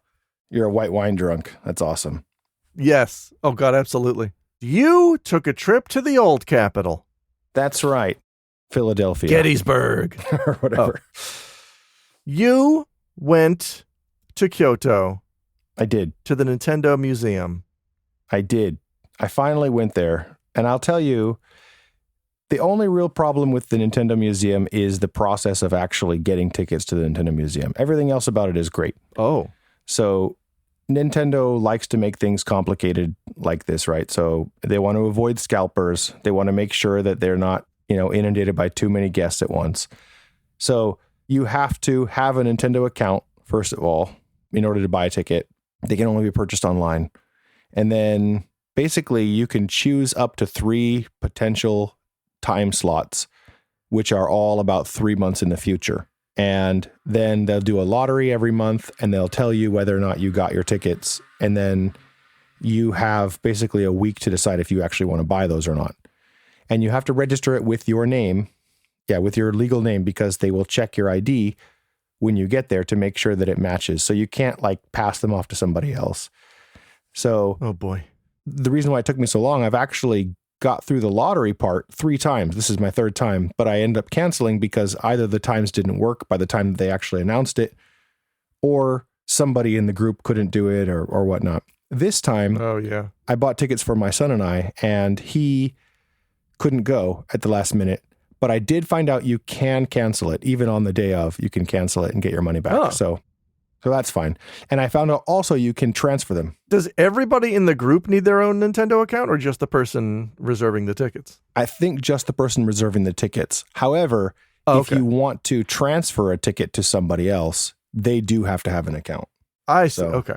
Other than that, everything was great. So I went to the museum. It's about 30 minutes outside of Kyoto, like from Kyoto Station. It's pretty far out in the boondocks. And I think that might be part of the reason why they restrict guests, because like the town itself is not ready for a horde of Nintendo fans. Oh, I had just assumed this was like in downtown Kyoto next to Nintendo HQ, but it's not.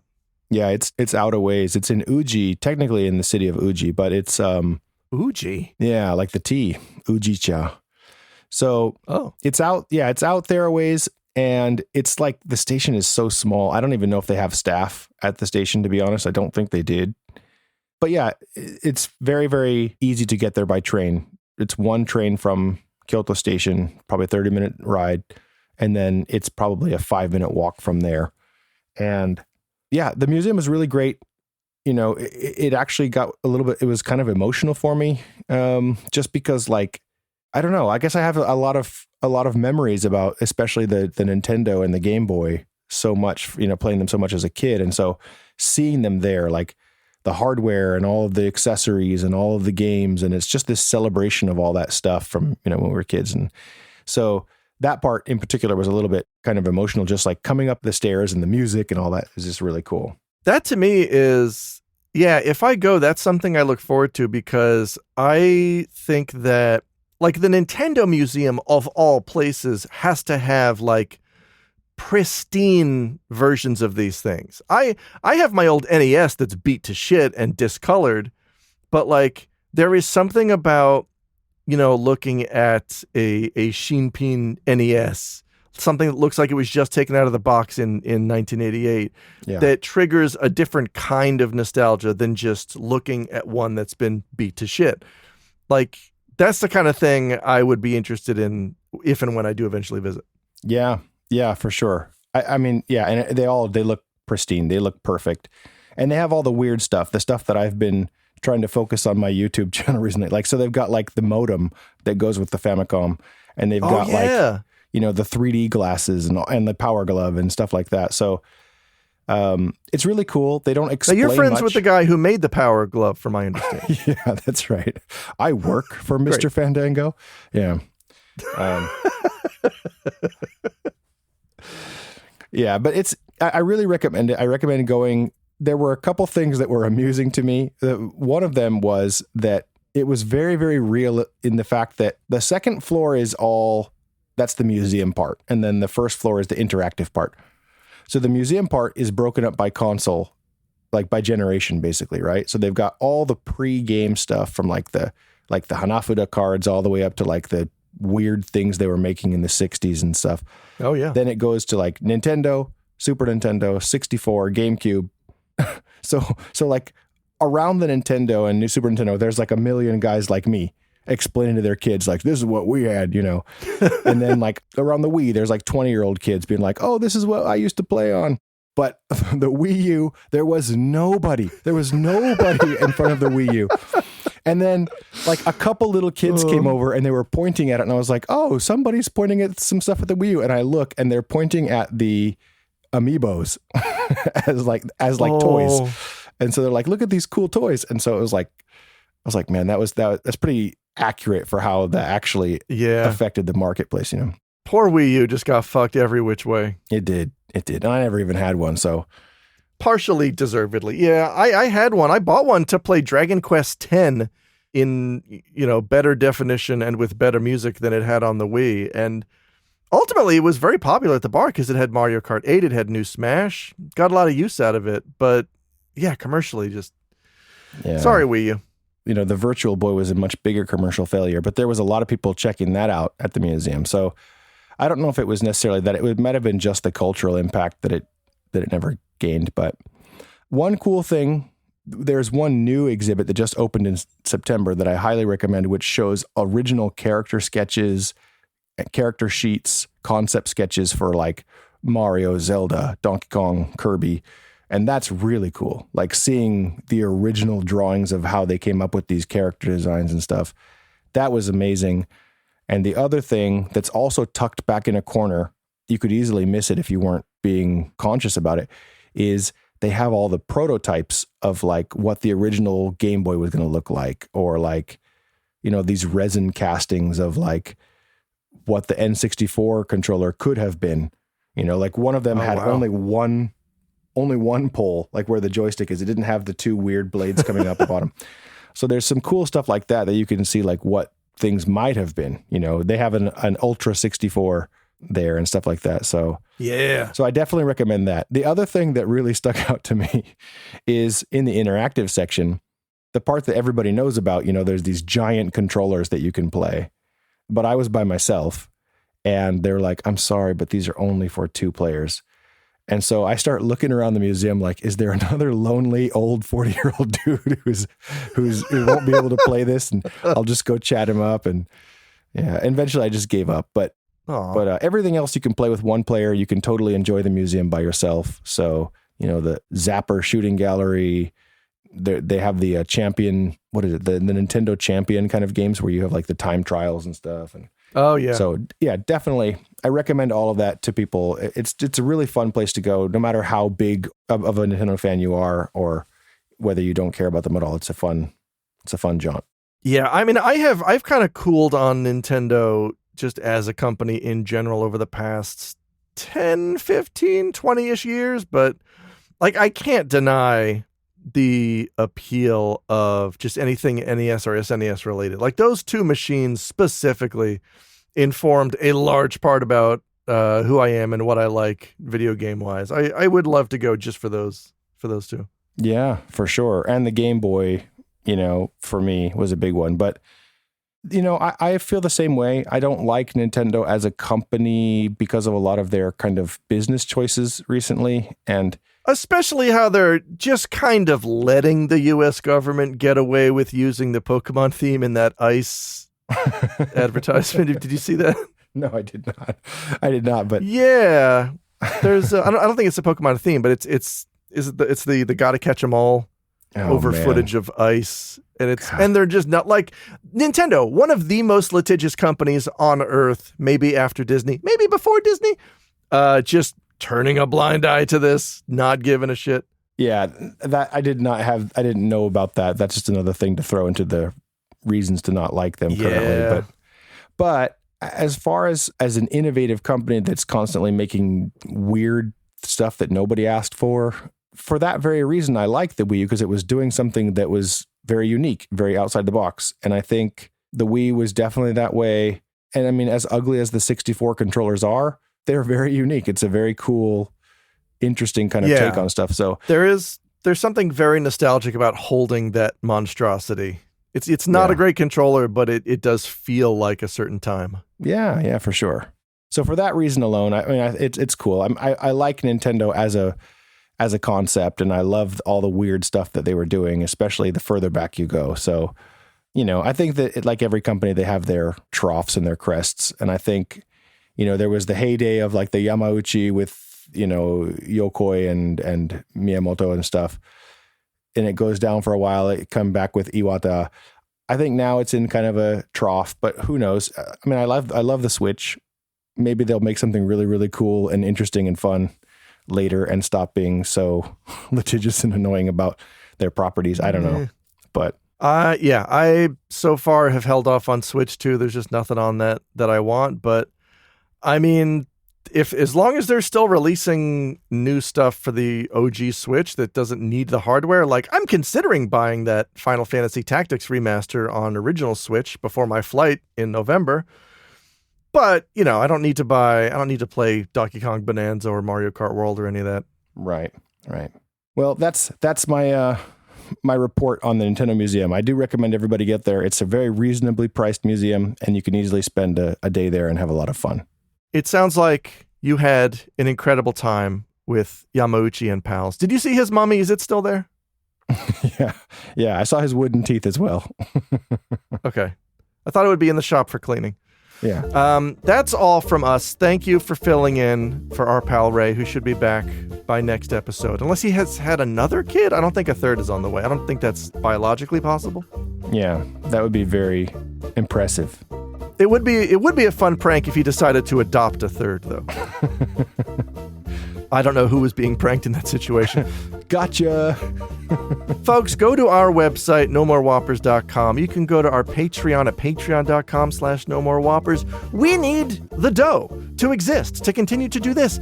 Hang out with us on our Discord. Go to shop.spreadshirt.com/nomorewhoppers for incredible merch.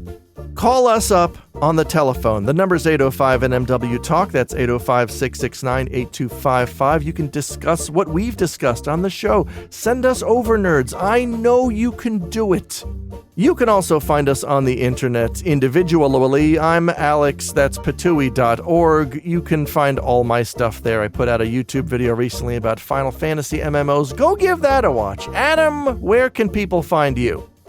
I do not really keep any SNS currently, but you can find my videos. I have a YouTube channel called The Ferret.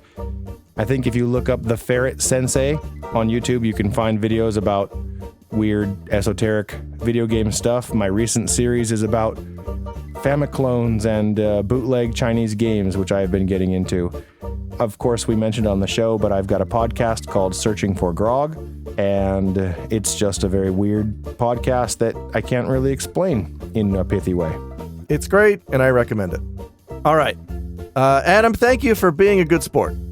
Yes, I do love sports. Everybody else, keep your nose clean, and we'll see you next time. Gold subscribers, stick around till after the show. We replace my bones with one of those novelty 12-foot-tall Halloween skeletons, and the results are bad news for the NBA.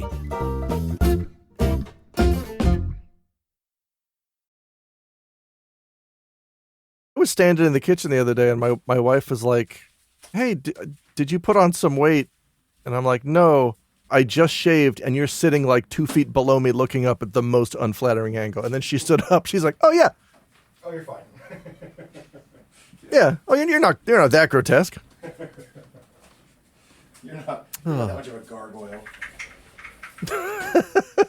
You don't look like you'd be voiced by Danny DeVito.